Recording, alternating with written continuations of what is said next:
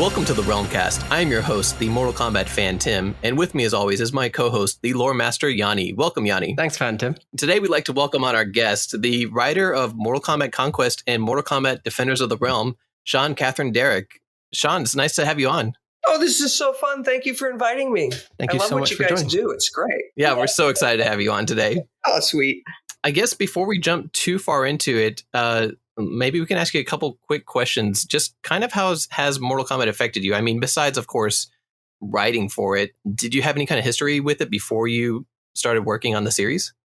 Actually, no. I came off of Batman, and actually a funny story because my name is Sean. My agent sent me in, and when I walked in the door of Threshold, which was doing the animation first, it's like, oh, you're a woman. I said, it's not a problem. I said, no, not at all. But with your name, we thought, and with your Batman and all the dark stuff you write.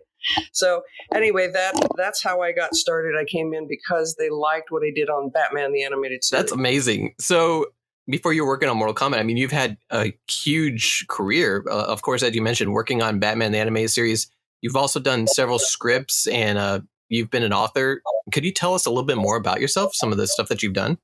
Sure. Well, the background for me is my father was an actor named John Derrick who became a filmmaker. So he's most known for his famous wives. He married my mother, who was Tolstoy's grandniece, a princess. Then he married Ursula Andress, who was the first Bond girl in Dr. No. That's awesome. And then Linda Evans, who was on The Big Valley at the time, and then did Dynasty. And then, of course, Bo Derek, who he had her hair braided, and the rest is history. So my background is growing up in Hollywood. I did some modeling. I did some acting. I just always wanted to write. Ever since I was a little girl, my mother would see me drawing little pictures and writing stories around it. So it was my dream, and I'm really blessed that I've gotten to do it. And animation just lends itself to great fantasy, whereas live action, now you can do it with all the tech we have. But back in the day, it was just very expensive, and every time you'd write a scene, they go, that's too expensive, we can't do it. But in animation, we could do, especially 2D animation, we could do pretty much anything we wanted, and I loved it. That's an interesting point that you raise, actually, because you seem to have a very heavy focus on animation. But now that technology sort of advanced to this extent, would you say that you enjoy sort of live action as much as animation? Yes, actually, I can't really discuss it, but I can tell you that when you asked me what I got out of Mortal Kombat, one of the greatest things I got out of it is I met Larry Kasanoff, who was Lawrence Kasanoff, with the credits on the movie and everything. Larry and I worked on both series and became really, good friends. He's a great cinematographer. He's a photographer. He's got a writing talent. And so we became good friends, and we have a couple of projects that are live action that are really fun. So that was the best gift I got out of it. And some of the cast on both the animated, got Luke Perry, and we had just amazing people on both shows. So I'm very lucky. You get to meet such great people when you do this. Occasionally you meet somebody you've never met, but it's rare. As you were talking about earlier, you kind of came into Mortal Kombat after Batman. And, we know that you've worked on several different animated series. There was Spider-Man, Captain Planet, Smurfs. Yes.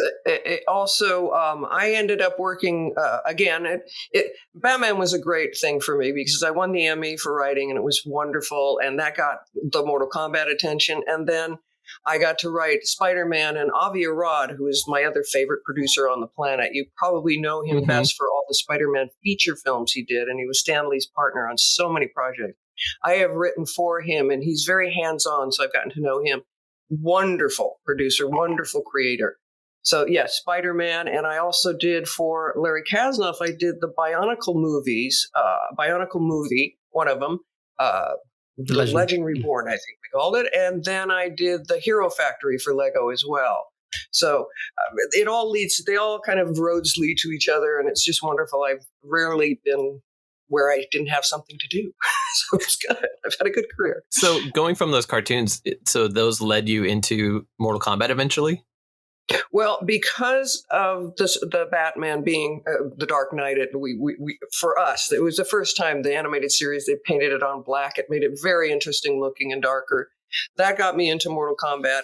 And I don't know. First one, it was like, oh, Mortal Kombat, I'm going to have to study up on this. And there was so much lore, as you know better than anybody. And yet I thought it was fascinating and fun. So it wasn't like work. It was like, wow, this is really fun. We get to do all this. And then with the live action, working with these amazing martial artists was just crazy. This is so much fun. That's really cool. So with Mortal Kombat, I mean, you've kind of had a huge impact on the series itself, like the lore and a lot of stuff that, like, I mean, you're very influential in the series itself. As somebody who has been a hand in the franchise, who would you say your favorite Mortal Kombat character has been? Wow. In terms of the villains, the Sub-Zero and Scorpion, you just can't go wrong. But on our series, Shang Tsung was really fun to write for. Really fun. Oh, yeah. I enjoyed that so much. But my favorite character is kind of twisted by the fact I really liked Daniel Bernhardt so much. I know he's kept in touch with Larry as well. Everybody was everybody was fun to work with. I know it just sounds like I'm placating everybody, but no. I thought Jeff reminded me of my father, not in the elderly sense, but in the sense he was so handsome and charismatic. So we had just a great cast, and they made it really fun. Paula was great. I mean, sometimes you're writing for people and you have to really work hard to make sure they can get it, because you don't want them to look bad and you don't want to overwrite it. And we never had to worry about that. We just knew they could do it and they'd get it done, and they did. I thought they did a great job. So Phantom mentioned, I mean, you were very influential with your works on Mortal Kombat, and I have to say personally as well, you kind of really shaped sort of my love for Mortal Kombat. You helped shape it, at least. I mean, what a beautiful thing to say. Thank you. So, I mean, Conquest was, I've said this on multiple episodes, and when I say it, I really mean it, but I have literally lost count of how many times I've seen Conquest. So thank you. Wonderful. Thank you. Yeah, we are proud of it. And the thing that was smart, that turned out smart, is we played it such a period piece look that it holds up now. I mean, we've been watching it again for the first time in a long time, and it's like, this holds up, and these guys were really talented. Oh, yeah. The cast was like all-star. When you go back and watch it again, you're just like, every single person on here managed to balance out their roles perfectly. And then you got Jeff, of course, who's playing Shao Kahn and Raiden. And I, for the longest time, thought they were two completely different characters, or two completely different actors, portraying them. And only recently, when we were about to interview him, I found out that it was the same actor. I was like, oh, my mind was just blown at that moment. Wasn't he amazing in the episode where they're facing off against each other? Yeah. Oh, I just thought he was brilliant in that. That is the hardest. I mean, I've done a little acting, but I've grown up around actors. That's not an easy trick. And he did it brilliantly, I thought. So, yeah. Did you also, I think we read somewhere that you had producer credits in some of these series too. I'm definitely producer credit on Conquest. Absolutely. That's amazing. So you had a bigger hand in it than a lot of people realize. I mean, of course, besides just being the writer, but you got to make executive decisions too. Well, I was a story producer. They never call it that, but that's what we call it. I mean, if you're in animation, you're called a story editor. In live action, they call you a producer. But I was a story producer. I worked with Steve Hatman, who sadly, God, it's so sad he's gone. He has passed away. But we had, don't get crying, Sean, please don't. He was a dear man. I just adored him. Anyway, we worked the stories together. I worked with him on every single story. And whether we were in Florida, where we were shooting it, or we were back in LA, I was at his home office. We worked together every day on the scripts, making sure that the continuity was there in terms of our characters. We just wanted them not to be suddenly, oh, well, that doesn't act like, that's not how we're supposed to act. Well, we worked really hard on it. So that's why the producer credit, because we story produced it. Do you have any other ties to the series, whether it be through the games themselves or other forms of media, such as the 97 Annihilation? No, what I did work on for a little while when Threshold was doing it, it was like a weekly, it's like a weekly little, you go to our website and we'd have a weekly little show and thing that I would put together, which was actually helpful for me in terms of keeping the characters fresh in my mind of what they're up to and what they should be doing and what they shouldn't. But aside from that, no, the two series. And again, I I'm a freelancer, so I would go from working for Larry Kasnoff to working for Avi Arad. And for Avi, I did, you'll get the variety of that one, Pac-Man for Disney, the new Pac-Man. Then we did Kong, King of the Apes for Netflix. Yeah. 2 series, a movie and 2 series, 2 seasons. And then Young Tarzan and Jane for Netflix and Avi Arad. So I go from one project to the other and then back as they need me. When I love the studio, like I love Avi and Larry. That's amazing. As far as Mortal Kombat goes, were you a fan of Mortal Kombat before you got involved in these projects, or was this kind of your first exposure to it? It was. I knew about it because of the games and all the it was just so huge. It was just huge. Mortal Kombat was huge. I loved the movie. I thought the first movie was just so unique. The music just blew me away. So I loved that. That kind of hooked me in. So when I was brought into Mortal Kombat, it was like I was coming in as a fan. And as I said, when I started to have to really study, I mean, there's so much lore that goes with this. It was like, this is really fascinating and fun. The game guys did a great job. So if you didn't have any sort of knowledge before getting into it, really, what sort of information was shared with you to get you started? Oh, there were just reams of paper on each character, and I don't remember who put that all together, if it came from the games, but let's face it, it was so popular once the movie came out. There was a lot of material to go through. Batman was easier because you got 30 million comics for the last 40 years. And that was fun. And I was always a fan of Spider-Man and Batman when I was a kid. My brother loved them. So, of course, I just grabbed his magazines when he was done. So, before we jump into, more Mortal Kombat questions, I just got to say, the fact that you worked on Batman and Spider-Man, both of them, even for comic book fans, both of those series are fan favorites. Like, people still go back and rewatch those. So they're up there with X-Men, the animated series, if anything. Higher. And I came very close to working on that because that was Rick Unger. He was part of that, and Avi was part of that too. Back in the day, in the very beginning of Marvel coming back. I was too much on one side, but I love that series as well. I think X-Men, and they're fantastic. Come on. It goes to say something about, 90s writers. They paid a lot of respect to their source material that we don't see a lot today in a lot of the current series. So I just want to thank you for that because, especially with Mortal Kombat, there's so many things that you managed to tie into both of these series that, as a fan growing up, it kept kind of a consistent lore, which really helped you as far as when playing the games and stuff, even because you knew where these characters came from. You kind of expanded on that universe. So I love that about everything you've done. Well, thank you. Being a writer, one tends to want to be fair to the writer, the original writer. Yeah. A lot of people maybe don't think so. They want to make it their own. I think we should honor the same with Batman. We tried to really be careful and honor where it was born. That seems to be something which is being stepped away from these days. Everybody seems to be trying to make their own way or make their own thing with it. So yeah, I'm with Phantom here. Thank you. So let's kind of jump into the first of the series that you worked on, which was Defenders of the Realm.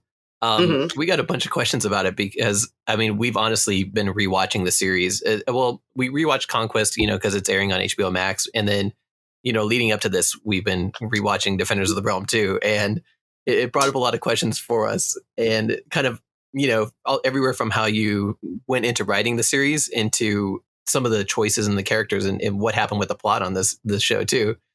I'll be honest with you, that I have not seen in ages. So you may remember better than I do, but we'll go through it. No problem. I remember the cast well, and I remember Chris Zimmerman, the voice director, was brilliant on that show. So that's what I remember the best is that Luke Perry and Dorian, and we had Ron Perlman. It was just an amazing, amazing cast when you think about it. Oh, yeah. First question, I guess, is regarding the actual setting of Defenders of the Realm. It seems to be very 90s focused in the whole, they have a base of operations and they're fighting against the big bad evil guy from, the different universe. So I'm curious as to, was there much of a movie influence?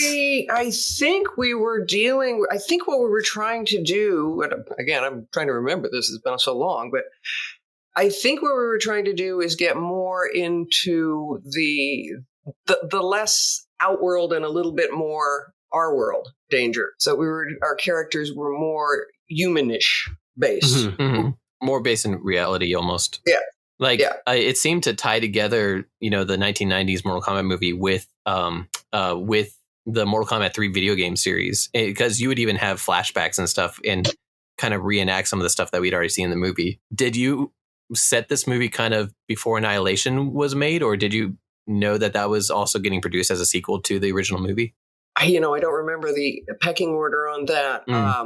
I do remember one of the things that we were trying to do is make the series have its own look.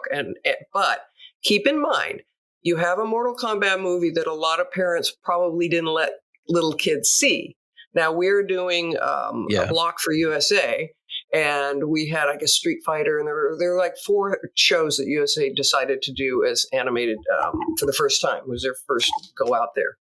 And we had to get kids who've not been allowed to see the movies to understand the lore, the history. So we would repeat things that you may have seen in the movie, or of course you've seen in the game, but we wanted to make sure our audience was able to really understand what was going on. So we had to kind of teach them Mortal Kombat as we went, because it's a new audience. With sort of bringing in like a new audience, you also had to introduce a set of characters. What was the idea behind the choice of the characters? I think just the ones that were the most fun. I remember Katana was a lot of fun to write. Jax was great to write.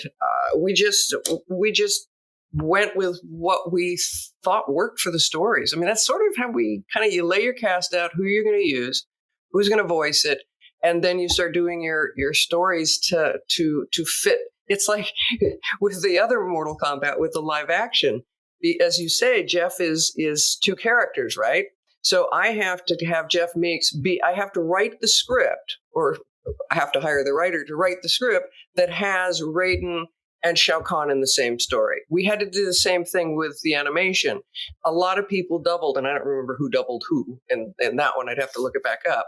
But some of the writing is motivated by budget, let's face it. So I need Jeff to be in Florida to shoot Mortal Kombat, and I need Shao Kahn in the same script, because we're going to use him the same day. I can't have Shao Kahn in a script without Raiden. It's that kind of stuff it's fun, it's challenging, but it's part of our job. So actually, I do want to ask as well, with the choice of characters, obviously you chose who was fun to write and who made sense. Some people were curious about where Johnny Cage was. I think they're still curious where Johnny Cage is. Very nicely done. I noticed in the new movie, which I had nothing to do with, Larry had a lot to do with, there's a poster of Johnny Cage. Yeah, right. I thought that was kind of interesting that he's on the wall. I thought that was really interesting. Yeah. With the... kind of like an Apple ad, or, one of those product placements. So Johnny was there.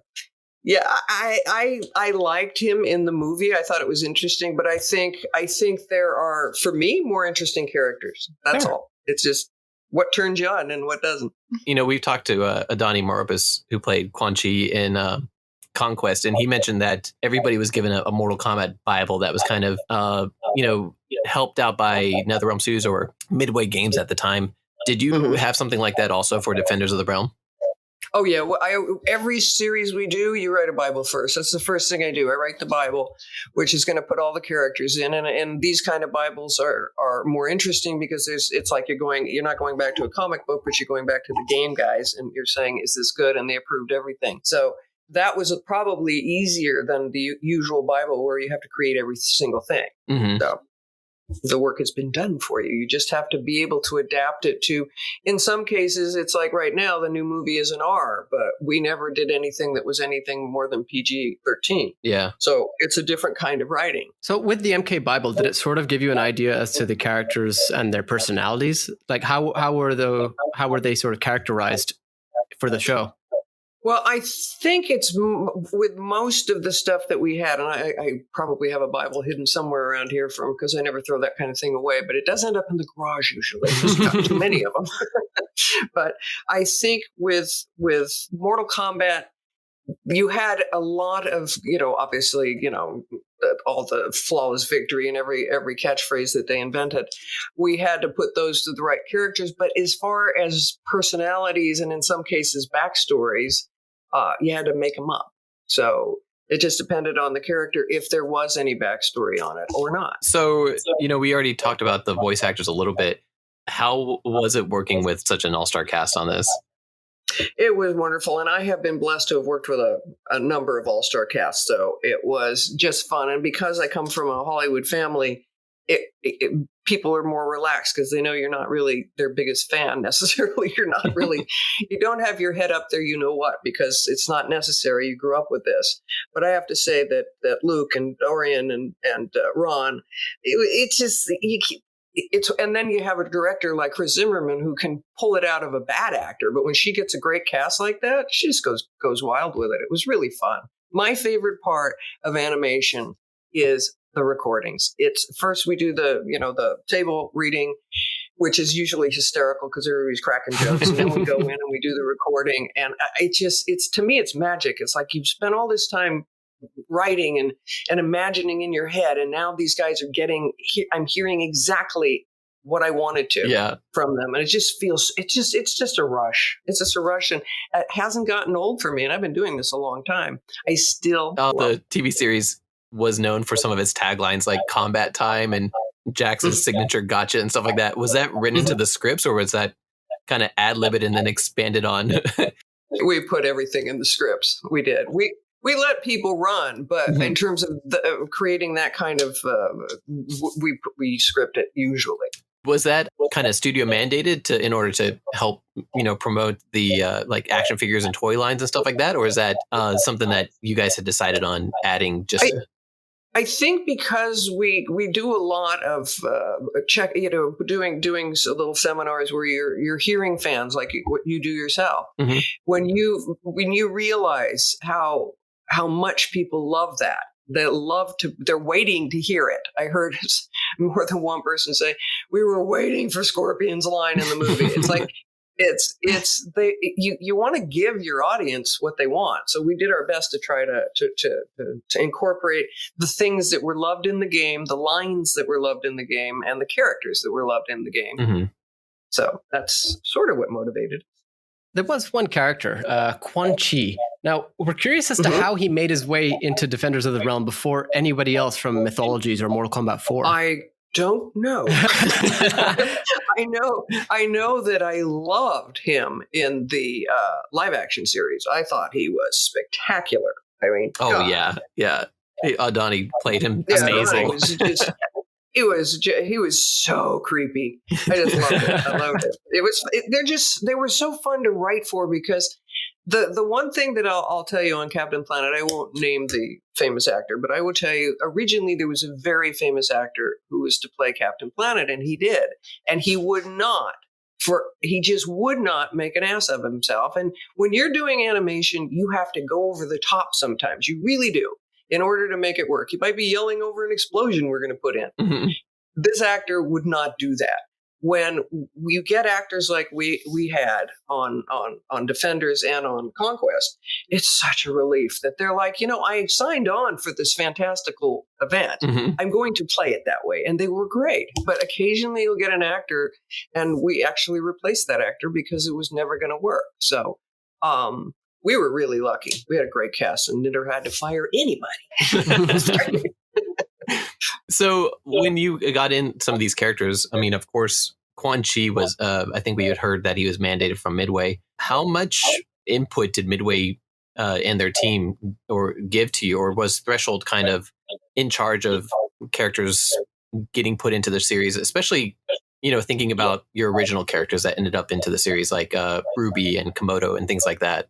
I was not exposed to it. If there was any problem with that, we were sheltered from it. If Midway had a problem, it got to us, but we we just were doing our job, and then we'd get a note saying, you got to do something with this or that. And that was fine. So there was no sense of, oh God, here they come. It wasn't any of that. I thought it was a very harmonious production. I really did. It seemed that way. It definitely did, because like, even as I mentioned with Quan Chi, you managed to reveal a character before he ended up in the video game itself. So that's pretty cool. It was just so much fun. So much fun. Not even just Quan Chi himself. It's even the use of Zatara. Like there wasn't much known about Reptile and his race at this point in time, and then you managed to incorporate Zatara as well as the Saurians as villains in an interesting manner. Was that something that was in the sort of the Bible they gave you? Well, I think what we did is we wrote the series Bible, and we look.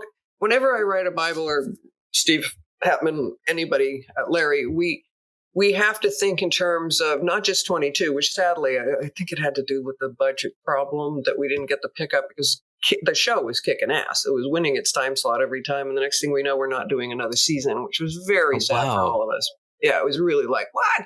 Apparently there was a budgetary thing that made somebody, and I never got really clear on it because, I'm not part of that group. But anyway, I've just lost my track. Where was I going with that? I mean, if anything, that's a question that was going to come up. We were writing in terms of you, as you see with the last episode of Conquest. You write to the future. Mm-hmm. You bring in the characters so that you can really get 22 phenomenal episodes where you're not going, God, I'm pulling teeth to come up with a story. With all of these characters, all of these realms and worlds, you could write Mortal Kombat forever. Because it lent itself to that. So that's what, when we write the Bible, you're really trying to think of, okay, how are we going to get 22 episodes and then another 22 and another 22? So you think to the future. So as far as thinking of the future, I mean, on the last episode, you definitely, it sounds like you had something more planned from there. Did you already know what you're going to do for a second season if it had gotten picked up again? Well, with Tracy becoming the queen, mm-hmm. Tracy Douglas becoming the queen, we really thought we were setting ourselves up for a whole new run. Mm-hmm. So yes, I can't remember exactly what we had somewhere again. I'm sure we have the second season pretty much laid out, and unfortunately we didn't get to do it, which was bad. Oh man. Yeah. What about on that last episode? The art style had changed completely. Can you explain what happened there? I think they had more money. Oh, that makes sense. Because if you look at the last couple of episodes, I think because we were doing so well, and they were thinking of the sequel, I thought the production had a lot more money behind it. That's how I looked at it. Yeah. The production value was much higher. That would make sense that they got that last little bit of money right before it got canceled. And Right. Well, you're setting up your basically your pilot. Your now we call it binge watching, but back mm-hmm. then it wasn't known that way. But you wanted to hook your people and make them wait for the next season. And it's was there what was the exact reason why it got canceled, or do you know anything about it? It had to do with budget, and that's all I was told, and that's all I got, and it was like, okay, move on next. Yeah, it's really sad. Maybe they'll change their mind, but they didn't. So. Oh wow. Yeah. And who knows? Maybe they'll do it now, but probably with a whole new cast. So. Yeah. It seems like the Mortal Kombat cartoons are starting to become a bit more R-rated. In comparison to Defenders of the Realm. Oh yeah. What was the process like in writing for Defenders? Well, for Defenders, I was the story editor. Larry Kasanoff was the executive producer, and we just had to. It was the same process of all my animated series. You're the showrunner. You get a handful of writers that you believe can do it, and they all pitch you premises. You make them all read the whole Bible, the whole thing. Really get themselves familiar and pitch. And if the pitch comes in where you go, oh yeah, this guy gets it. Or many times you'll get a thing and you'll get 5 stories from somebody and you go, wow, I wonder what show they think this is, because it is not Mortal Kombat. So you don't hire them. But we go out to a group of writers, a team. That's how I do it.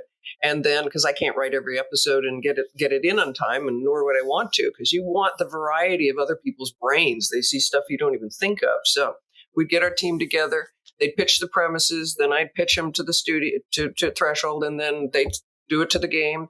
And then we'd go to the network. And once we get approval, off we go. Write a premise, we already have the premise, write this outline, write the script, and that's the process. Did you have any particular inspirations when writing the series? Because, you included, we had mentioned before, a lot of different lore and aspects into it. Anywhere from, Scorpion raising an army of the dead to things like the Dragon Jets. But was there kind of any influences for you while you were creating the show? I think just getting as familiar with Mortal Kombat as I could get with what they've done in the game, what they've written. And we had a lot of people who just loved the whole process of Mortal Kombat, and they would just come up with incredibly good ideas, and you just see if we can adapt it without going off character with our main guys. Mm-hmm. That's always the challenge, because you've got so many wonderful characters and you want to give them backstories, but they have to fit. And did they already have a backstory? And you have to get it approved. It's a little complicated when you have that much going on and the creators are still alive. Sometimes you're dealing with people who are long dead, so they're not going to complain. That's a great point. Yeah. Did you end up with a favorite episode or a favorite scene from the series? I couldn't tell you right now. I can tell you I had a few with Conquest, mm-hmm. but as I said, I have not seen it. Hopefully, they're going to bring it back. Oh yeah, that would be great. Defenders in a long time. I'm so happy that HBO has all of these great Warners, mm-hmm. and my animated Batman is on HBO Max now. It's just really fun to see these series are not being left behind, because they're really good. Oh yeah, they were great. I didn't realize Batman was there. I'm going to have to binge that now. Yeah. So there were a few similarities I noticed between Defenders of the Realm and Conquest. I mean, we had things like Raiden's characterization. We had even a musical similarity between the two, as well as your treatment of the Shadow Priests. And one thing that I'm not 100% sure on, but you mentioned the Day of Shaka or something in Defenders of the Realm, which comes up to be pretty integral in the final couple episodes of Conquest. Were these similarities, are they in my head, or was it something that was sort of a conscious decision? It was a conscious decision. It was definitely, yeah. I think it's really fun in Conquest when it's Shaka, mm-hmm. and it's Shao Kahn, of course. But I don't think it was that obvious at first. So I think we wrote it pretty decent, and they carried it out pretty good. So that's cool. I like that those concepts kind of carried over, from the animated series into the live action show. So tell us. Mortal Kombat Conquest has actually had several different names. It's had Conquest with a C, Conquest with a K, Crusades, and Mortal Kombat the series. What was the working title while you were working on it? Oh, I think all of the above. Basically, we just referred to it as Mortal Kombat live action series. Oh, cool. That was it, not to be mistaken with the animated. So yeah. No, it went. I think we wanted it with a K, and it would have been really staying with a K. But I think it was a trademark problem of some kind. Oh, interesting. I don't recall exactly, but you have to clear every name, and it's really hard these days to get anyone cleared because everybody's got something. It's just so weird to hear that it's a trademark problem when you're literally working on Mortal Kombat with a K. Yeah, no, but Conquest with a K apparently belonged to somebody else. Oh. So it was a drag, though. It was perfect. Yeah.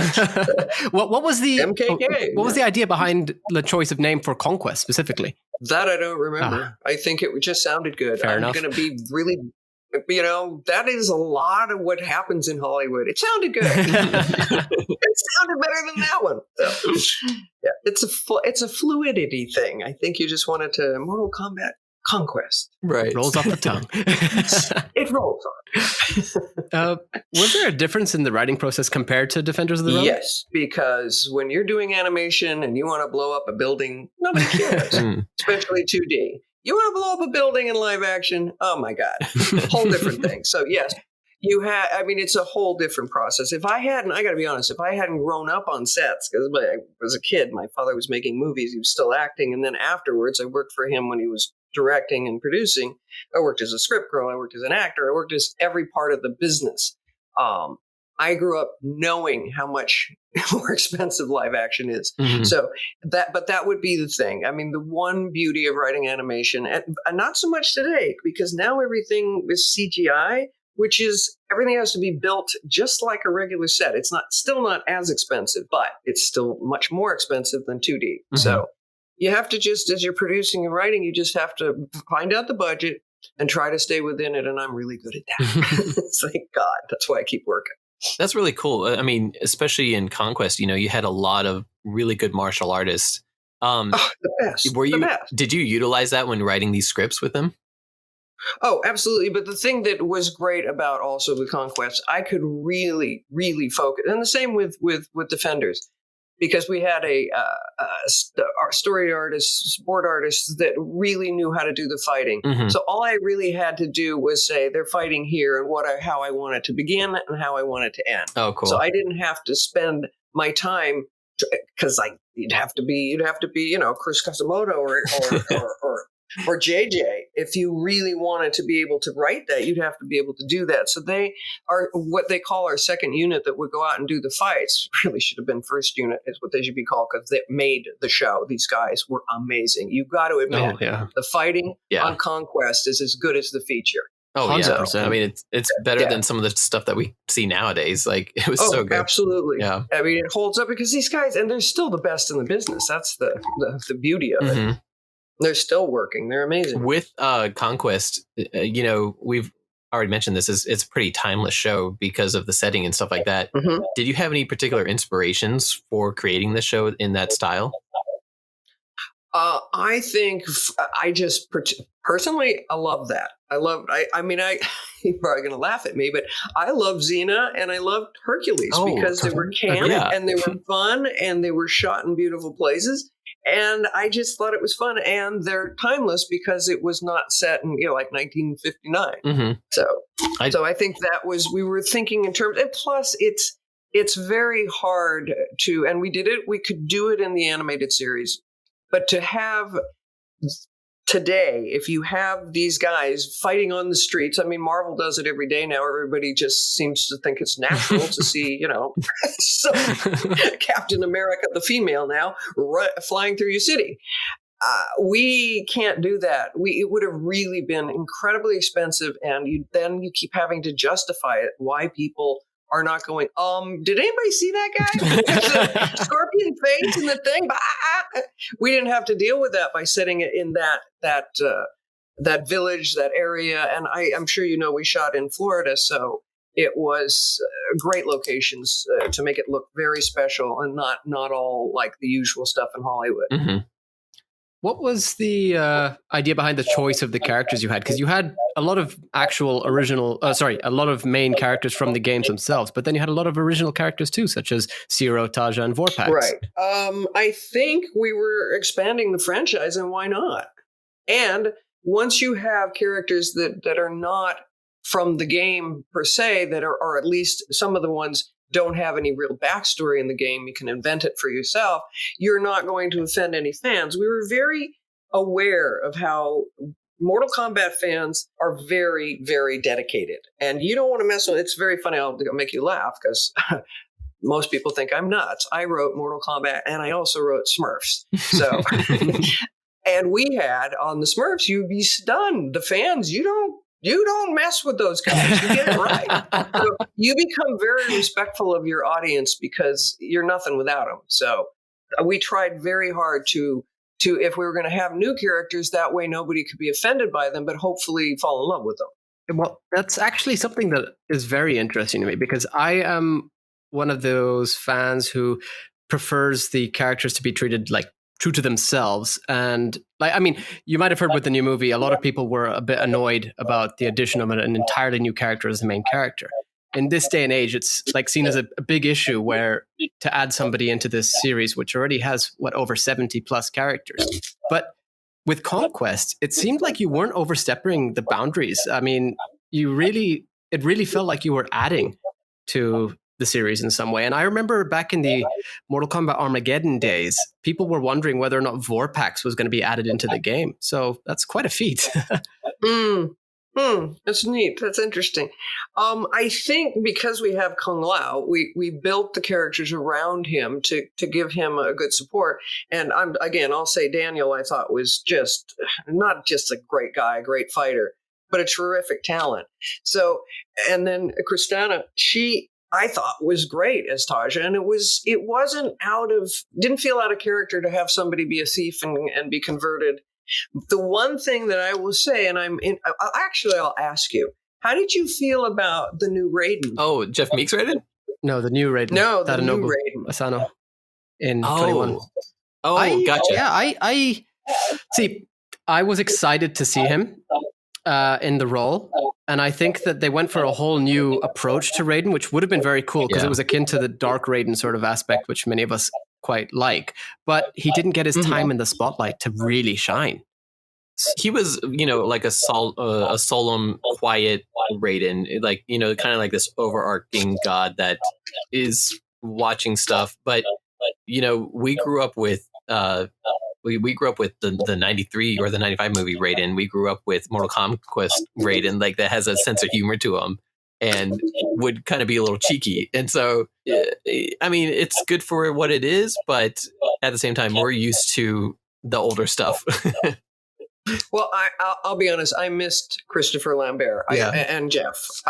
I loved Raiden being fun, really fun, and kind of scary. It was a little paradox. So I missed that in the new movie. I enjoyed the new movie, but I have to say I was surprised that it was so straight. There was no. Well, it's actually interesting that you ask us that, because a friend of ours from the Mortal Kombat Compendium project has actually asked us to thank you for making Raiden the best version of Raiden that he's ever been. Like, you have the funny teacher, but everybody knows that, he's dangerous. Don't mess with him.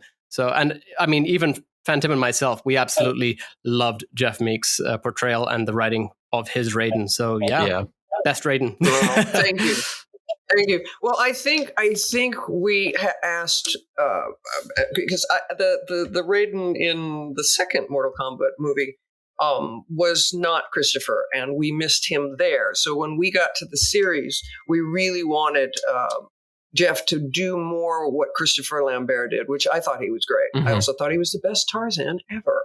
So Christopher was terrific, and I missed it. I missed that I don't know, camp thing that he would do.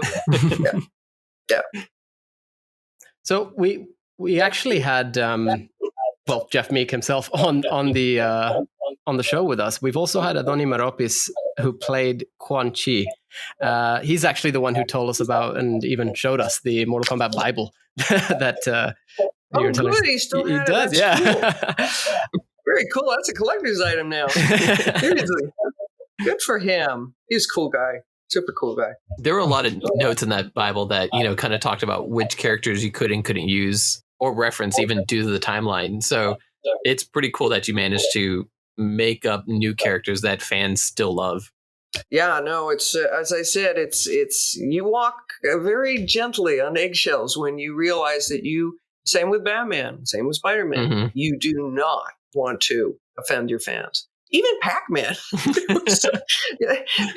When people love their characters, we do. I mean, I'm the same way. When you love something, you want people to honor it. You don't want somebody to come in and write something and go, who is that? That's not him. I'll go back to Winnie the Pooh. The first time I saw, my mom used to read it to me when I was a little girl. My mom was European, so she, of course, read to us always. The first time I heard the Disney Pooh voice, I went, that's not Winnie the Pooh. And I was a grown-up. It really offended me. It was like, what are you giving him this stupid voice for? When they went to series at Disney, they kept trying to invite me over to go to Disney to work on that show because they knew how much I loved it. But Hanna-Barbera kept bribing me to stay, so I stayed. But I loved what Disney did with their TV version of Boo. But the movie was like, it just offended me. So having been offended for Winnie the Pooh, I have honored my fans. Silly stories, but true. No, it's good to see like the passion that you have and the understanding as a fan of these things. This is really something that I feel is missing nowadays with most Hollywood projects, actually. Do you think it's because it's just especially with the pandemic, that we're so inundated with so much material to look at, and it's being made so fast just to get it into all the streaming services? Do you think that's part of the problem? Is there's just too much material and they're not taking the time? I think that's definitely a part of it. But I feel like the the main aspect is the fact that now it's more focused on the money rather than the passion behind it. I mean, just hearing you talk about it, you obviously had like you weren't too into Mortal Kombat, but at this point now, you're showing us so much passion for your love for the projects that you were involved in. Oh, yeah. If I didn't love something, God, it was torture. I'm not kidding. I have worked on shows where I just prayed every day for it to be over. It's not usually the material, but generally it's some executive who's driving you out of your mind. But I loved working on Mortal Kombat, both of them, so much. But again, I love working with Larry Kasanoff. He's very creative.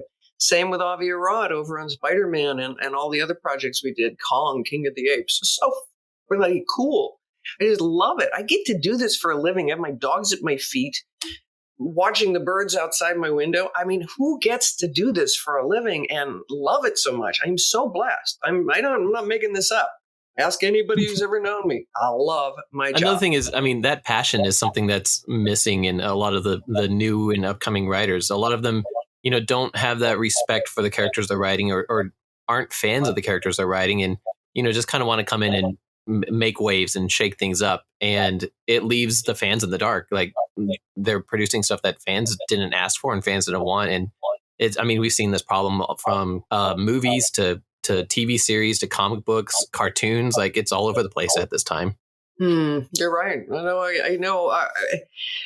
It's funny because we tend to go to writers we've used before. I bring in as many new writers as I can, but I'm finding often, not always, obviously, but they don't really care. They just want to get it done. They don't want to do the homework. I got my first job because I fell in love with the Smurfs that had just come out. I was getting dressed for tennis, and every Saturday morning I'd watch these guys. I thought it was the stupidest thing I'd ever seen. Everybody looks alike, but they're all so different. Yeah. So I thought it was a really fun thing, and I wanted to be part of it. So I called a friend because my family's in the business. Called a friend. I said, I need a Smurf script, and I was like, what is a Smurf? I'm like, it's a thing at NBC. You work at NBC. Give me a script. Got me a script.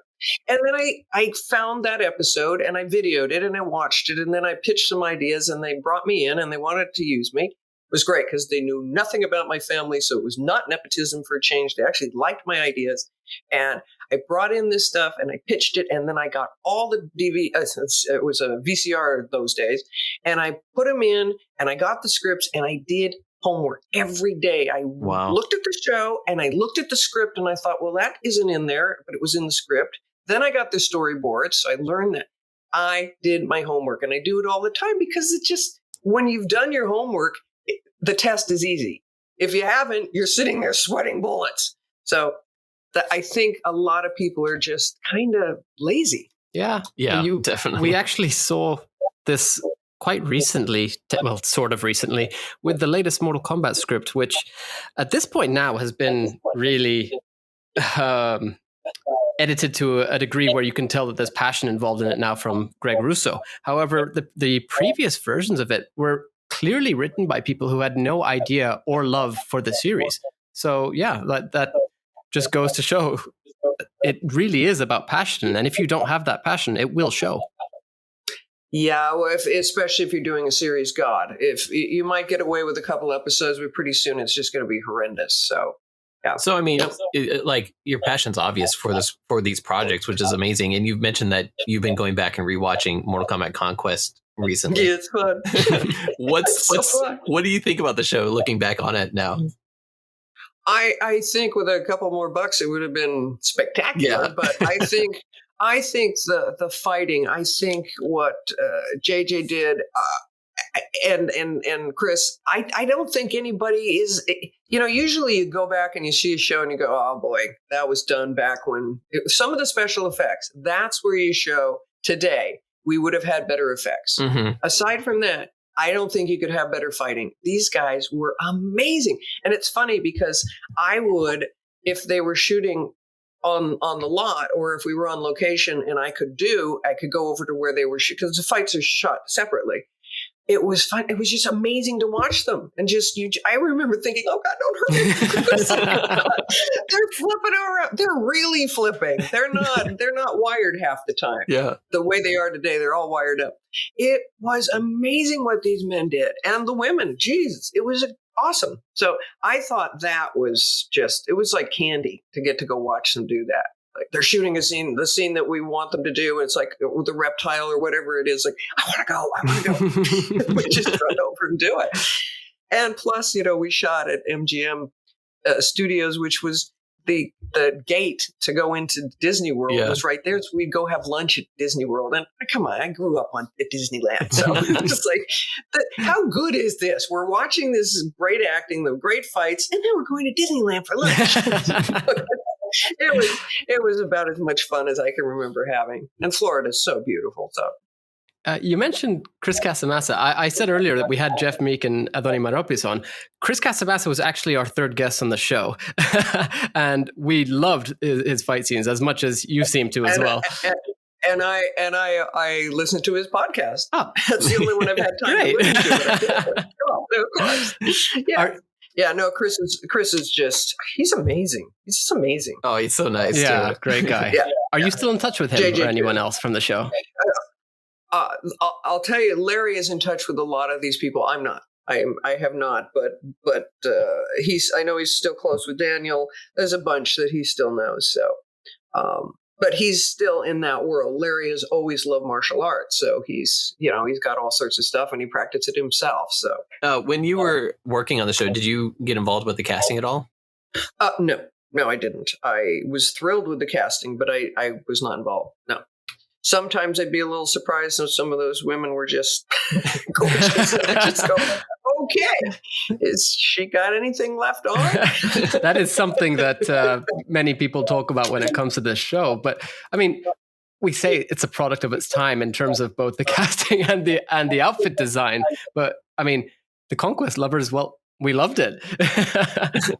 Well, I got to tell you, the women were not forced to do this. They loved it, and a few of them have gone on to become pretty damn successful. So it didn't hurt anybody, but it's fun. It's just fun. Sometimes it would be like you're imagining somebody. I remember one of the ones that I can't remember the title of the show. I've got to go back and figure it out. But we had this witch. And we thought she was going to be kind of creepy looking, and she was a knockout. I remember Steve Hatman, he went, okay, all right. Well, that's not how we saw her, but whoa.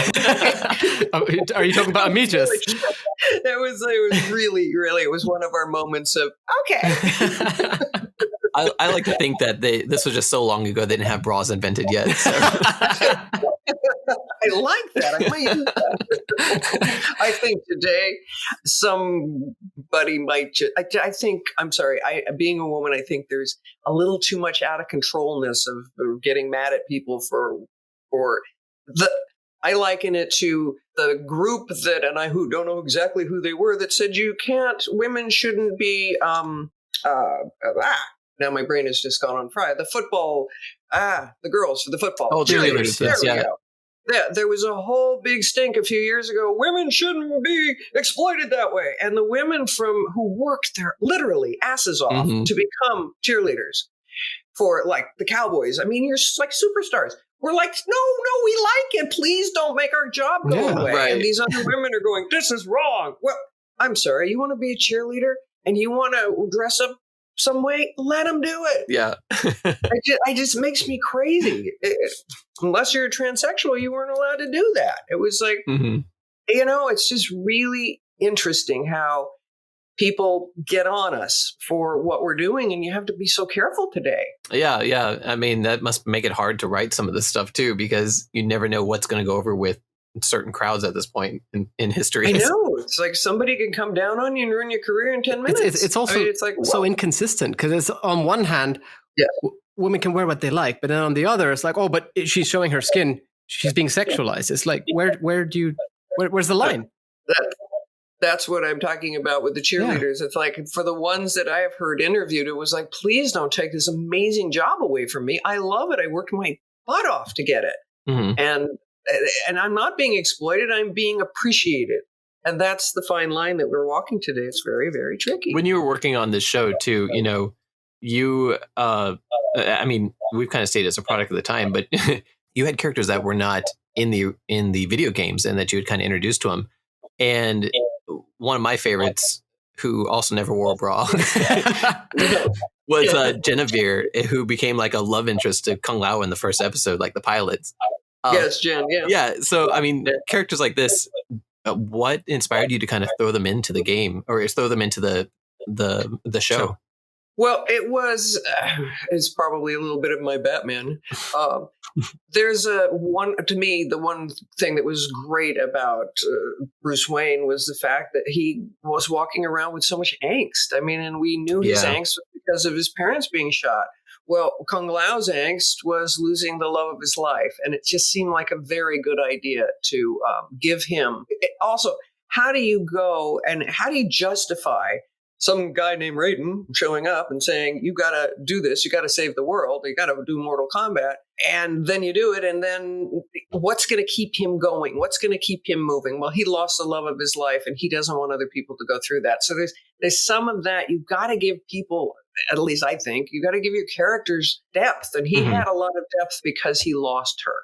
That's how I see it. That's interesting that you kind of mentioned that, because everybody who played the video games know what happens to the great Kung Lao. Like, they know that eventually he is going to go on and die by Goro's hand. But you managed to make a character that everybody knows is going to die, and you kind of intertwine this idea that he's trying to choose his own destiny. So you made the entire plot of this episode into a character who we know what's going to happen to him. We know what his destiny is going to be, but you made it so we're rooting for him and we're hoping that he is not going to choose this destiny that we know is actually going to happen in the end. Mm-hmm. Yeah, no, it's very interesting too when you it's really kind of a brain drain when you have to think in terms of I'm using a character who is going to die. Yeah. But he doesn't know it, or does he know it? And Raiden's trying to keep this, and then we gave, like I said, we gave him her to give him more depth.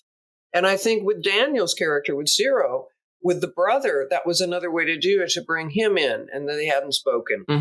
We had Taja's old friend becomes a thief, comes and joins. I think it was good to bring backstories in as part of our stories so we get to know everybody a little bit better. Yeah, the way you had the characters interacting with each other really sort of demonstrated that depth to all of them, especially Kung Lao. I mean, there's an entire episode about Kung Lao having to come to terms with the fact that Zero and Taja might die, and the fact that he's going to have to live on without them because he's basically immortal as a Mortal Kombat champion. There you have Raiden at the end, like giving him hell for basically risking his title as Grand Champion. So yeah, I definitely think you were very successful in demonstrating just how much depth there was to him through the addition of all these other characters. Thanks. Good. Well, we were shooting for it. I also really liked the relationship. It was fun to write between Tracy as before she became queen and Shang Tsung when they were fighting, and they were locked together. And I liked the dynamic of those two. And I liked him very much. He was such a wonderful actor to watch. So Bruce. Obviously, Locke. So those pairings were fun, and obviously you need foils to work off of. You can't act off of a rock. You got to have another actor that's fun to work with. So I thought that pairing was a lot of fun too, and the fact that she ends up, evolving into the potential next queen of the world. So, I mean, you also, other than Genevieve or Jen as Kung Lao's love interest, you also sort of gave him a love interest with not just Kitana, but even Melina, technically, in a pretty interesting switch in the episode. One thing that's quite interesting about that is that you use Kitana as his love interest when she's also Liu Kang's love interest later on. It was, we just like her. I like the character in the game. I like the fans. Not the people fans, but the fans she followed. She was, I thought, a phenomenal character. And we used her a lot in the animated series. We used her a bit in the live action. When it fit, it was great to bring her in. It was an interesting dynamic, actually, that you had between Kitana and Shao Kahn, with her sort of having to go behind his back, yet sort of doing it somewhat openly as well. I know it's sort of, I hate to use the word, but it really is. It's sort of a martial arts soap opera. Yeah, is what it is. Yeah, it was, because you've got all of these characters vying to be in control. I mean, from Quan Chi to Shao Kahn, and then you've got the females all after him, Kiri, everybody. I mean, it was just great. So you just mentioned Quan Chi, and obviously you were trying to bring in all of these characters, whereas also using your own.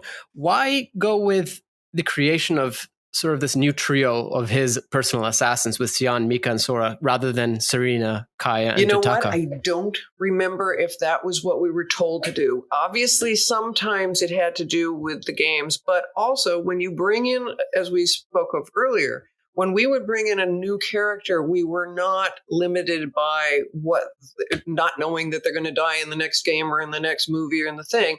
When they're our own, we didn't have to worry about any of that. And it made it, and they're a little scarier because we got to create what we wanted for them to be. I think Serena, Kaya, and Jataka weren't made yet when this series came out. That could be possible. Yeah. That, as I said, yeah, that was so long ago. I haven't got my lore up in front of me.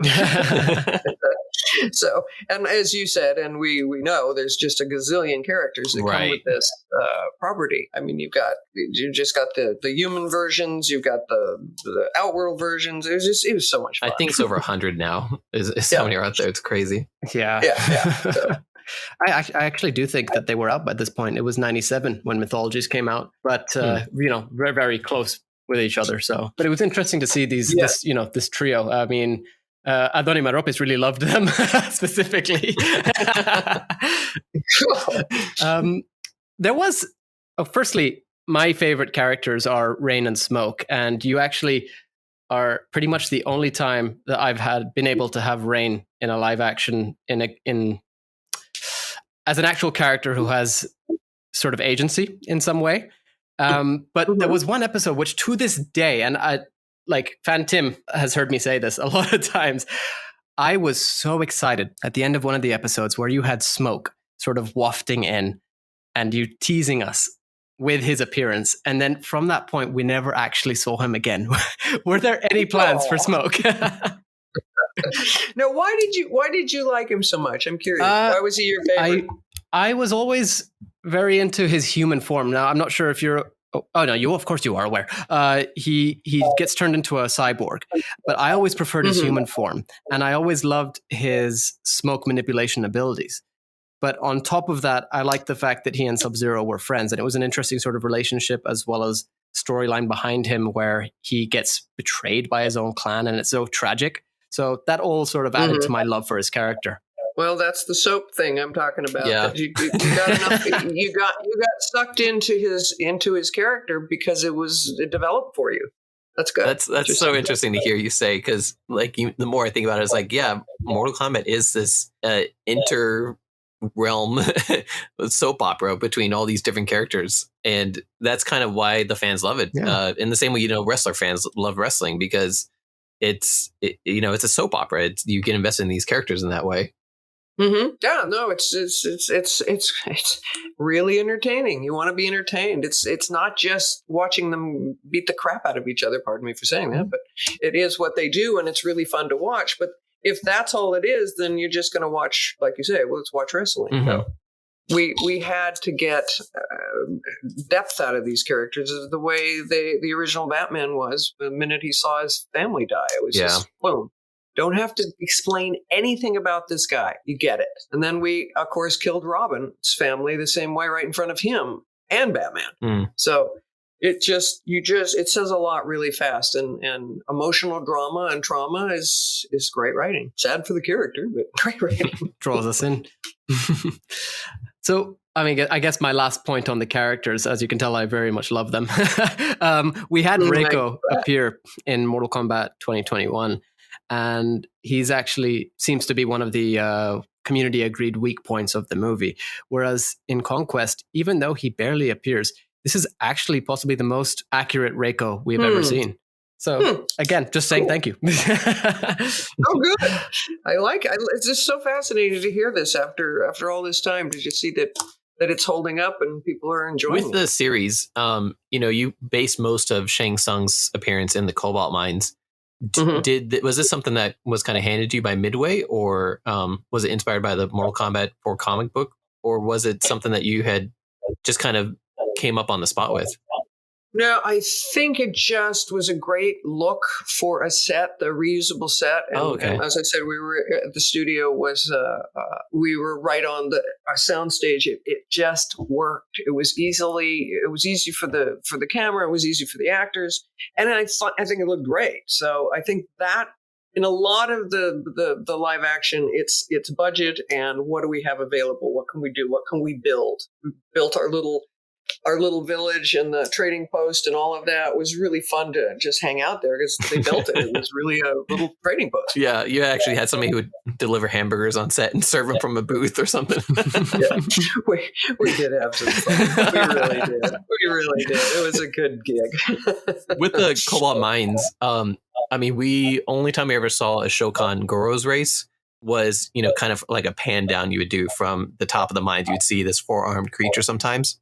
Mm-hmm. Was that mostly because of budgetary constraints, or did you have any plans to use that race at some point in the mines or in the series? I think we were hoping to use it in the next season, and it was just a cool look. I mean, it was really cool. Yeah.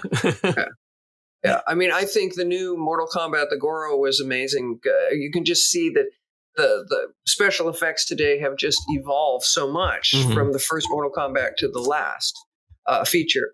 It's just great what they can do today. It's just awesome. It's interesting. Like right before you joined the call with us, I sent Phantom the theme song from the Cobalt Mines, and it really sticks in your head. I can hear the sort of the bells like ding. Cool. I still every time I see the now we can watch it on HBO Max, but when I would see the first Mortal Kombat movie, the music I would just you're flipping channels. Oh, I just got to tune in to hear the music. I got to tune in to hear that. It was so unique and it was energizing. So you didn't have really any gory fatalities, but you did have a lot of deaths in the show. I mean, the goriest fatality you had was technically Reptile's acid spit on Tomas, who we thought was a great character, by the way. Oh yeah, I know, me too. I liked him a lot. I was so sad. That was so sad on that episode. Yeah. Like even rewatching it, I had forgotten that Tomas dies at the end, and I was like, "Oh my gosh, no!" I felt so bad for Tasha too. Yeah. Poor Tasha. She finally fell in love. But so the decision, I mean, you obviously had fatalities, but how gory could you get? I mean, it was obviously consciously done in such a way where you didn't go too far. Yeah, no, we had to be careful. But there is something I think wonderful about killing off characters because people don't expect it. Mm-hmm. They just don't think you're going to take somebody and kill them. So it's the element of surprise is really good there. But I was sad we didn't carry him over further because he was great. So with the in that episode too, you got to use the Zatara race, the race of Reptile. In it, you had said that they weren't destroyed because Shao Kahn wanted to make the Saurians strong allies. Mm-hmm. In the game continuity, Zatara is actually annexed by Outworld as Shao Kahn invades them. But in Mortal Kombat Conquest, you actually make it very clear that no, in this case, Zatara is still around. Why, and even explain why, which is actually more than the games tend to do nowadays. But you also had a bit of influence, I guess, from the '95 movie, where you gave Reptile obviously his movie look, but then you also gave them the camouflage look from the movie too. And it was really interesting seeing how you brought Zatara to life. What sort of background info did you have on Zatara for this? Just what was in the game and what we could glean from Midway. I think, again, what can we build? It's always when you're doing live action, how do you build the set? How do we create this? Can we afford to, spit acid and have it look really good kind of thing and do camouflage? Again, that would be the one thing I think Larry and I would both agree that the only downside to the series being done then versus now is we would have had better special effects. Not that I'm ashamed of them, but I can see how we could have made them even better and for a lot less money today. I'm pretty sure they've stood the test of time even now. So But on the topic of races, we're picky. Sorry, sorry. I said we're picky. Well, good. That's what I want to hear. We're picky. But on the topic of races, you also actually added an entirely new race to the show called the Koreans. What was the inspiration behind them? Was it Xena? I think they just loved having more women. That's a good point. Yeah, they were a full female society, weren't they? Yeah. Actually, it's more, Xena a little bit probably because that was fun, but it's very more Wonder Woman actually in terms of the race of women. So yeah, it's not brand new, but it works. It might be interesting to you to know. Are you aware that they were actually referenced in the Mortal Kombat X comics by Reiko? No. Well, I mean, technically they've become canon now. So good. I'm glad. It was fun. It was fun, and it gave us something to do with Tracy's character. I mean, she really needed more to go with, and it was fun to pit them all together and against each other. Yeah, I think so. Unfortunately, the syndication, of Mortal Kombat Conquest was kind of not consistent in America, and so that part of the show is kind of where my memory gaps are at, because I could never watch it one episode after another because they would kept changing the syndication dates and stuff like that. It was interesting because they ran it on Warner, and they ran it on was it Turner or TV, one of the other states. They ran it twice a week, and I think that's where the budgetary problems came in too. You don't normally do that, so residuals are not outrageous. So. Right. But they did. They kind of flooded it, and then you couldn't find it, and then they flooded it. So I hear you. That wasn't anything to do with us. Right. So, that's the programmers. What was the idea behind the sort of, I mean, obviously you mentioned Wonder Woman, but the Koreans themselves sort of reproduced in a hive-like way. That was cool. Yeah, definitely. What was the idea behind that? It's just creepy cool. I mean, that's all I can tell you is that I don't remember how we inspired ourselves to do that. But I think the idea of saying that it was a really good way to have an invasion, because Shao Kahn can't break the Elder God rules and come in, but she can have her hives and have an army ready to go. So without breaking any rules, because they were born in Earthrealm. Yeah, that is. Are you buying that? Because I think that's what we're trying to sell. That's literally what Mortal Kombat 3 sort of did with Sindel, actually. So very, very similar. I thought it was real. The idea of beehive birth, it was just so cool. Creepy. Kind of, while we love bees, they are insects. It was just sort of a creepy, wonderful thing. And I thought it worked pretty well for the show. It might interest you to know that there's another race now in Mortal Kombat, as of Mortal Kombat X, called the Kaitin, which are basically insects as well. So again, this could have been influenced from that. I think we all kind of fed each other's creativity, and it's worked out really well for the franchise. Yeah, so I definitely think so. News. Did you end up having a favorite episode from this from the series?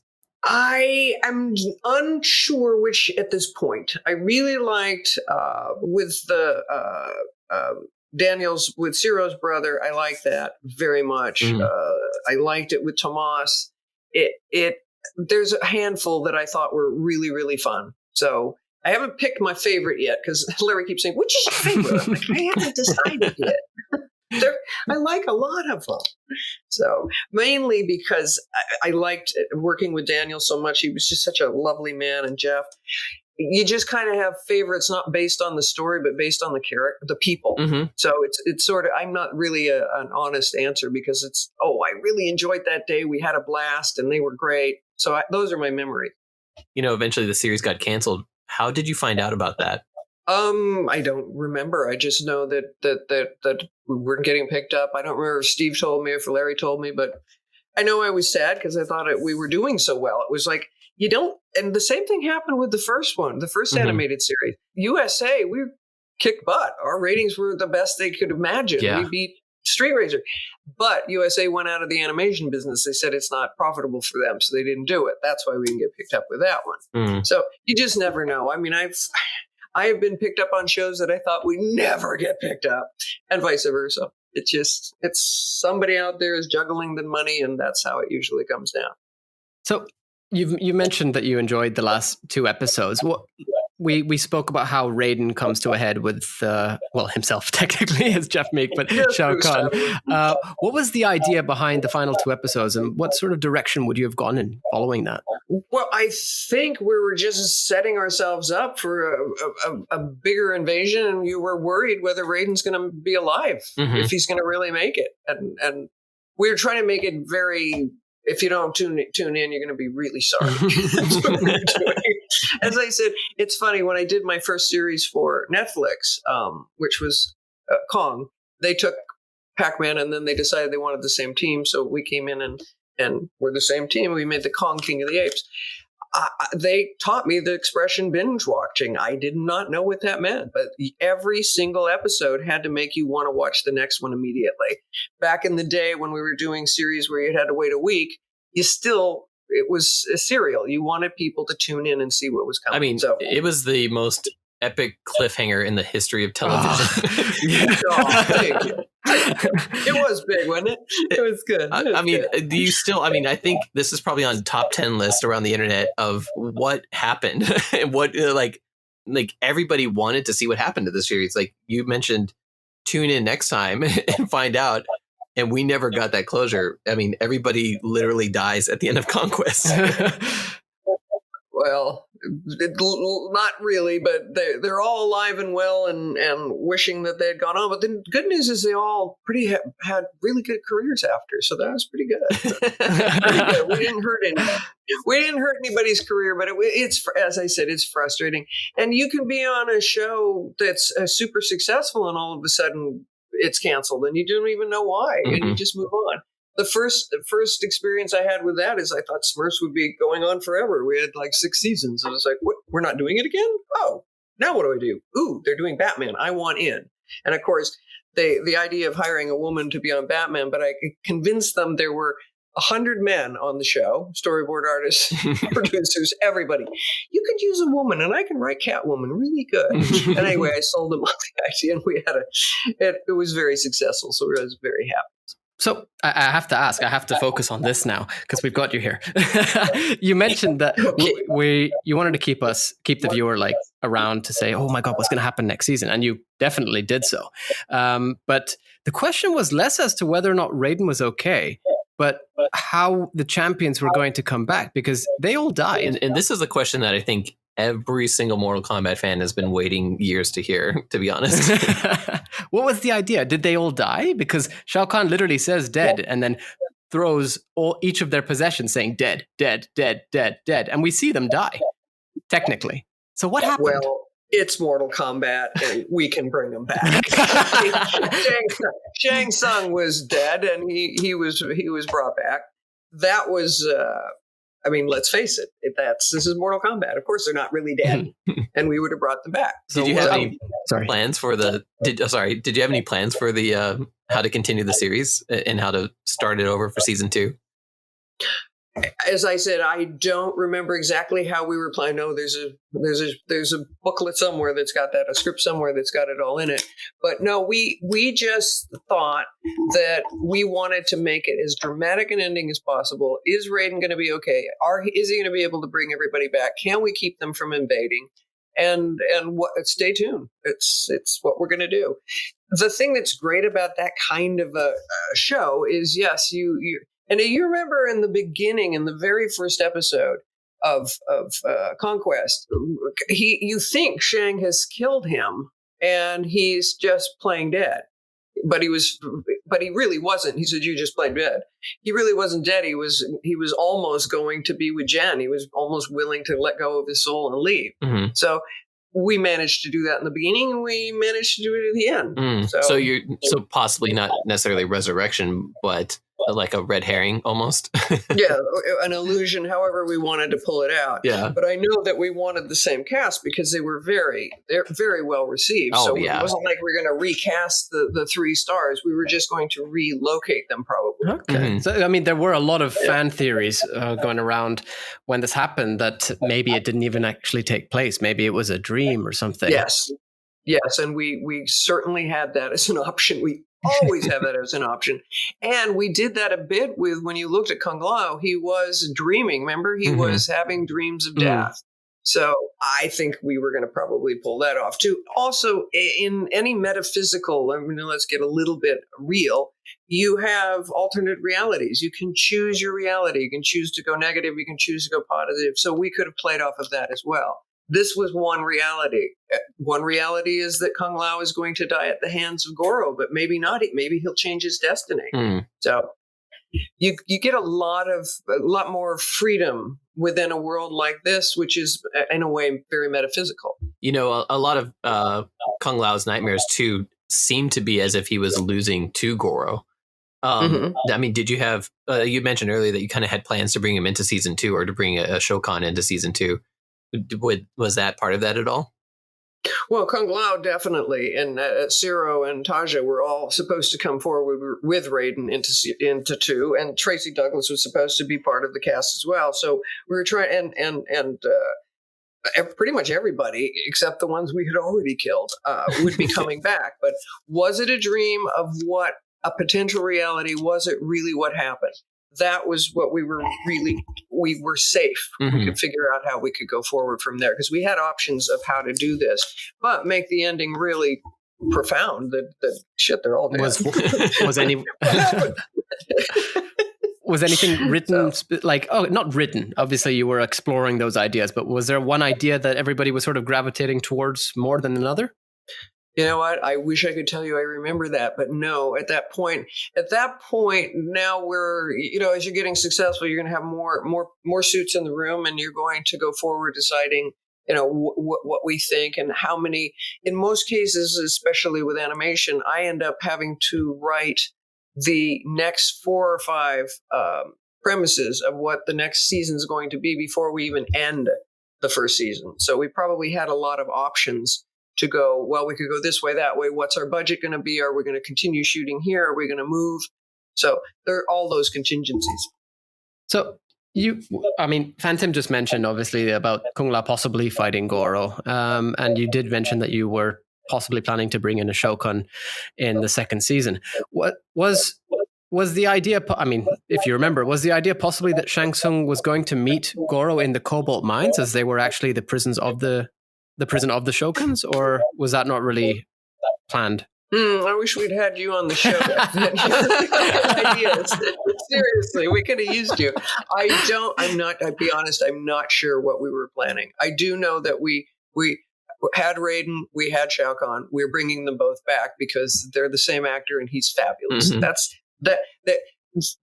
the difference between just being in the fan world of it and being in how do we practically do this? We have to have these actors. You have to write them in the same script. So there's some rules that you have to follow, even though you'd rather just go crazy. We couldn't. We had to stay within the parameters of our budget.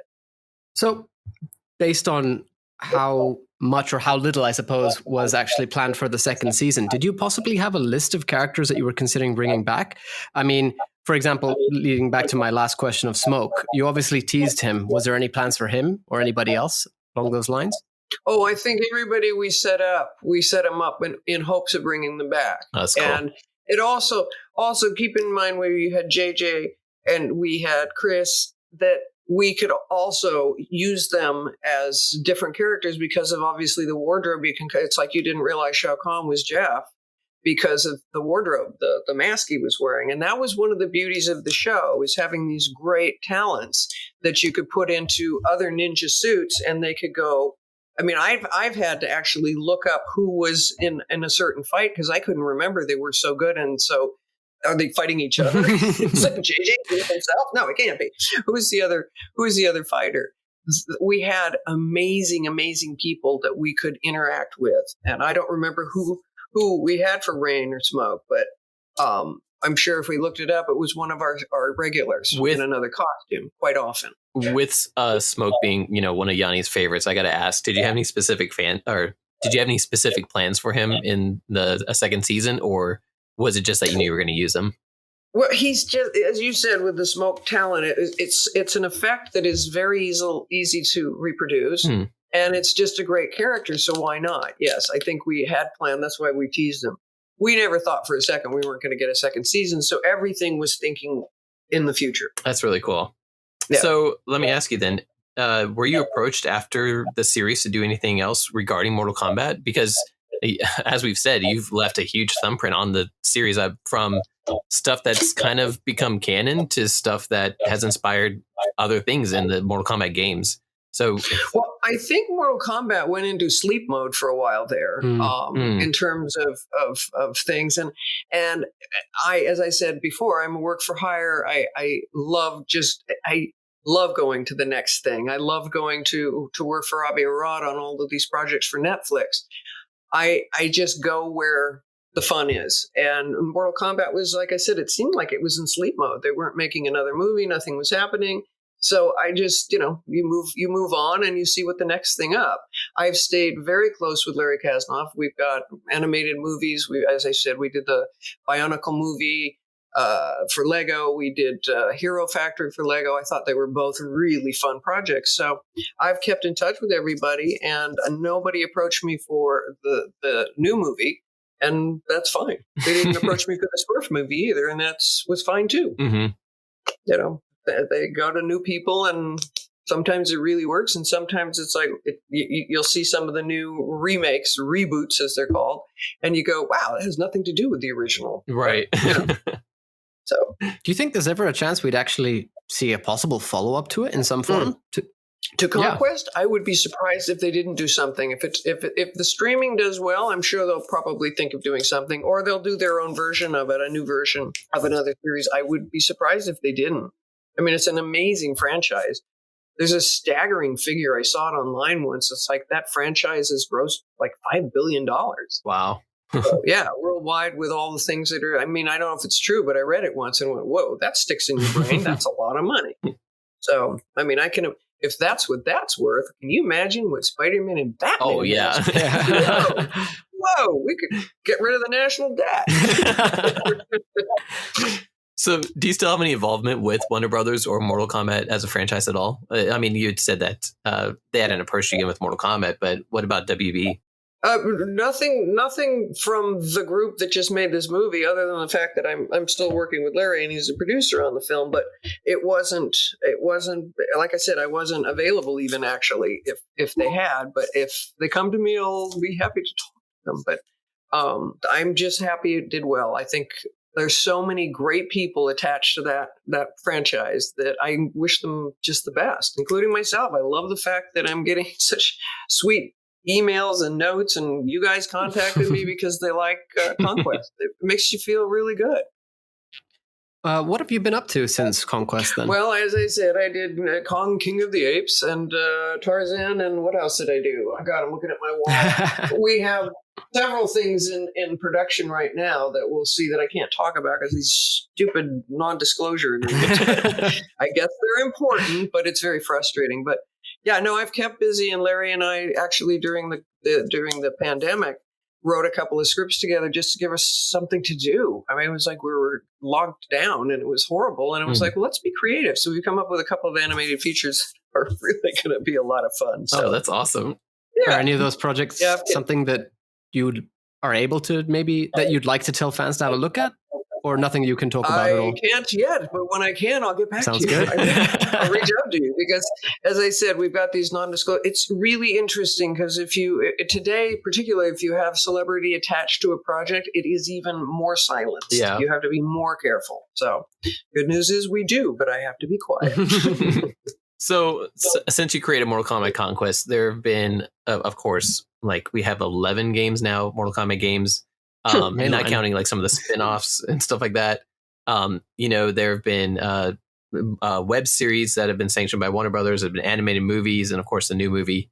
Have you kept up to date with any of the series at all since your involvement? No, but now that you said it, the first web series is the one that I did work on. I think we did 30 episodes or something. So yes, I did it with Josh. What was Josh's last name? Anyway, he was at Threshold.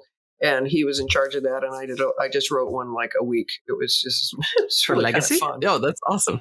Oh wow! Yeah, that was one of my first experiences with a web series like that. It was fun. So, I mean, I guess overall, what's been your favorite Mortal Kombat project that you've worked on? Definitely Conquest. Oh, really? It was so much fun. Yeah. Oh God, it was fun. again, you can't oversell the fact if you have a good cast and I want to say loving, but a harmonious cast, and they really were. It's really a delight. And then on top of it, we had these stunt guys and fighters. It was magical. It was just a magical time. That's cool. Yeah, many writers like to leave their thumbprints when they write a script. Do you have any specific techniques or trademarks and styles that you like to leave on your works? You know what? I don't want anybody to say that's hers. I want them to just get lost in the story. I think a lot of writers' ego gets in the way for me. So I try not to do that. So I'd be kind of the opposite. That's such a good answer. It's kind of true because, But if anybody really wants to get to see what I've been doing, I do have a website. It's SeanCatherineDerrick.com, and it's got some Mortal Kombat on it. It's got all the other stuff as well. So it kind of also has the family history, which is, my family is kind of entertaining. Sounds like it. My dad was quite the guy. Yeah. Good stepmothers too. Yeah. So, do you have any dream projects that you would love to write for? That's a wonderful question. I have one. I can't say what it is because it's just, I can't, but I do. I'm actually working on a dream project, and I'm hoping to be able to tell you within a few months what that is. But yes, I'm very blessed to do that. I have a few projects that I did for, one that I did for Avi Arad, who, again, I can't say what it is, but it's a feature that I really hope at some point will go forward. So some of the scripts that haven't been made yet. The beauty of our business is something might be too similar at that time, or you might go, okay, we can't do that right now because this movie's coming out. But eventually they get done, and it's really fun. It's really fun. So do you have any projects that you'd like to plug as far as things that have already been released or that you can talk about before we let you go? Well, I really had fun with Kong King of the Apes. There's a writer named Ken Pontac. I think he's as good a writer as anybody in the business I've ever worked with.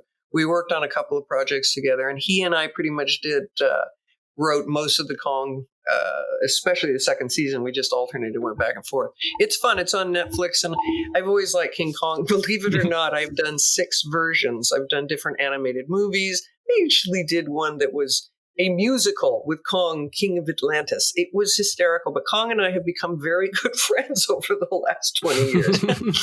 That's cool. And so I really like that because working with Avi was just great. And Tarzan, the young Tarzan and Jane was fun as well for Netflix. Kong is great. I've watched Kong and I've watched Pac-Man on Netflix because I got them both on there. Yeah, they're both a great series. Oh, Ken Pontac's Pac-Man's. He was so outrageous. He's just got the craziest mind. I know. The things he did with Pac-Man would make me laugh. I would just get his script. I wouldn't know what was coming because I could sign it out. I know the premise. I get the script. I'd be laughing out loud going, this guy is brilliant. Every episode is so different. Like, you never know what's going to happen. I mean, you got things like, you got giant monsters appearing, and then you got Pac-Man just going around like having to burp and eat food all the time. So Ken wrote one where he ended up as a big giant balloon because he blew up into a balloon, but he had zits on his face and he kept hitting the building and they were popping. I was laughing my head off. I said, "You're so sick, but it's killer fun." So that's my buddy Ken. Man, he's my go-to writer. I think he's just a genius. I love it. That's great. Yeah. So before we let you go, I'd like to ask, what is your favorite fatality, if any? Gosh. The one I wish I could actually do. I don't know. I think there's just something about Scorpion with that going for the throat. God, there's just something about that was pretty awesome. And I have to say, Sub-Zero was really good at turning and then smashing people to bits. I mean, you just can't beat it. Yeah, classic. So again, on the villain side, Scorpion and Sub-Zero, I love them. And I love that the Sub-Zero's brother. I mean, there's so much history to all of this stuff that obviously it's fantasy, but it's real to me. It's history now. So you mentioned your website. Where else can our listeners find you? That's pretty much my background. Is just my website, my .com, SeanCatherineDuke.com. That's it. I mean, you'll be surprised. I have actually a step relation who called me not long ago and went, "I can't believe you wrote Batman, the animated. I can't believe it. I never knew it." It was like, I see you. It was like, hello. So even people who know me, but occasionally somebody will call and say, "Oh, I saw your name. I didn't realize you worked on that show." That's cool. It's fun. It's fun. It's fun to have fame that you can walk away with. And my family was very famous when I was little, and we'd go out. I'd go out with like, when Ursula had just done James Bond, I go out with my father, who was looks like Jeff Meeks with silver hair, right? and I'd be walking into a restaurant, and a bunch of people would just kind of rush up to get to them and knock me over, literally, as a little kid. So being famous can be icky, but having success as I do, and then nobody knows who you are, it's just wonderful. Oh, I imagine you're so. You're innocuous, and yet you're successful. Yeah. So. Well, we'd like to thank all of our listeners for stopping by the Realm Kast today. And Sean, thank you so much. It's been a pleasure to have you on. And it's kind of a dream come true to be able to finally talk to the person who made Conquest. Seriously. Thank you. Yeah. Thank you so much. So, I'm very touched. I'm not making it up. It's very touching to hear that, especially from experts like yourselves in this area. It's really touching. Thank you. We love the series. We reference it all the time. And I think other Mortal Kombat fans get mad at us sometimes because we're like, well, in Conquest, they explored that plot point. Well, I bless all the fans because they just gave us a great opportunity. You can't, like I said before, you can't do it without the fans, and anybody who thinks that they can is an idiot. Well, thank you for creating a great series and for respecting the franchise in the way that you did. We need more writers like that these days, I think. Definitely. So it's great to revisit. Thank you so much. So you can find Yanni and myself, Phantom, on the Mortal Kombat group on Facebook, as well as Yanni on the Mortal Kombat meme realm. Special thanks to Uppercut Editions, who are creating the Mortal Kombat Compendium, for their continued support. You can follow them at Encyclopedia MK on Twitter and the Mortal Kombat Encyclopedia Project on Facebook. You can catch up on all episodes of the Realm Kast on YouTube, Facebook, iTunes, and Spotify.